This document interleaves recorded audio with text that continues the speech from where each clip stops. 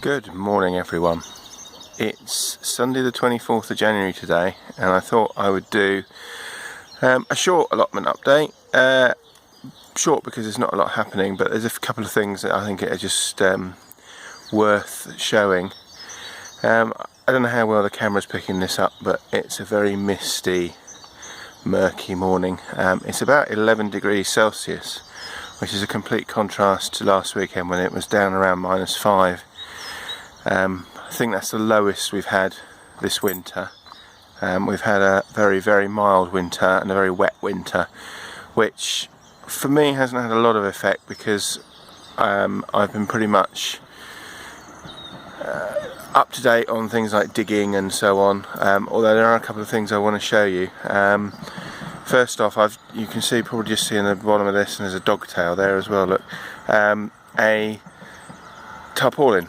I normally use tarpaulins during the winter to allow me to dig, but this year I've got a slightly different problem in that in a couple of places, and this is probably one of the worst, I've got a lot of weeds coming through, and I think this is because it's been so mild that although this has all been dug fairly recently, the mild weather means that the weeds are still continuing to grow. So whereas they would potentially either get taken out by frost, or I would get them in the spring when they first come through, they're coming through now and growing quite well, which is annoying because obviously weeds are the things that you don't want to grow well.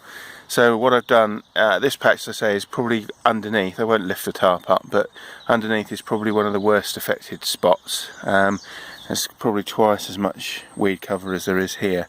So I put the tarp down yesterday with an aim for next weekend of just coming down, lifting the tarp off and getting the weeds out in that area, and then I shall just move the tarp round and do various bits, which is how I normally do my winter digging. Because I use the tarp, it has two effects. One, if it's wet like it is now, it keeps or allows the ground underneath to dry out and then keeps it dry. Or if it's frosty or there's snow cover, it protects the soil from that, so that you can actually get in there and dig without worrying too much about the ground being too hard.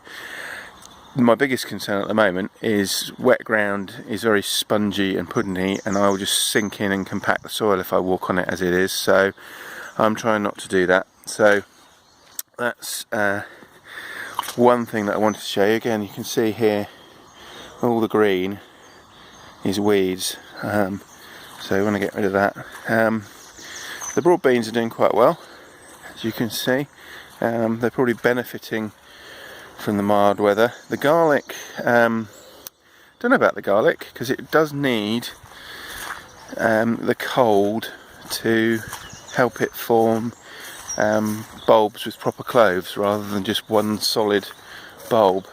So we'll see what happens with that. And the onions are doing quite well. These are doing probably better than the ones that I've got at home in the potting shed, partly because ones in the potting shed, believe it or not, have got waterlogged. We had a roof leak which allowed the rain to get in, and it just filled up the trays that they were sitting in. So I'm hoping they'll survive and will dry out. I've just been harvesting some of the kale for dinner tonight, or later on today, and as you can see, it's starting to go to seed. So it's starting to bolt and go to seed. I'm not going to collect the seed this year because I've already got some for this season, so I don't need to worry too much. But it's going to be the last few crops off of this, I think, probably this week and next, and then I shall start getting this patch ready, because the only bits that haven't been dug are the bits that have got stuff on, obviously. So that end bed really, although that has been dug, it hasn't been dug for the winter, but it's been dug at some point, and this little patch here will need digging. So yeah, that's where we are at the moment. I hope wherever you are you're having a good weekend. I'm just going to switch the camera around now. There's a couple of other things I wanted to say, not so much about the allotment but what seems to have been happening with YouTube, so I'll be back in a sec. Okay, hi everyone. I just wanted to say a couple of things. I've noticed in the last week, 2 weeks or so, that people have been commenting on my channel, on a couple of the videos that I've posted of the dogs, and either I'm not getting notified that you've commented, or I am, but your comments are going in spam. So if I don't go in and unspam them, or whatever the correct term is, they don't appear below the videos, and normally I'm doing it from my phone or an iPad rather than my computer, so you don't you might see that I've replied, but neither your comment nor my reply will appear on the video until I approve the comment.